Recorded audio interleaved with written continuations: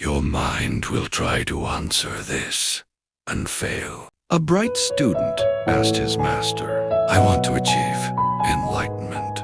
The master asked, what is the sound of two hands clapping? He thought it was easy. This is the sound of two hands clapping. Then the master asked, what about one hand clapping? The student thought and said, the wind, the water, the birds.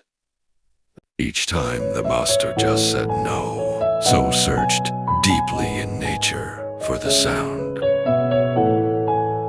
Exhausted one night, the student said, but every answer depended on two things. One hand needs nothing. The student returned to the master, then gave a bow. The master just smiled lightly, then gave a nod. The answer was never a sound. Some questions are not meant to be answered, only really said, what did you understand?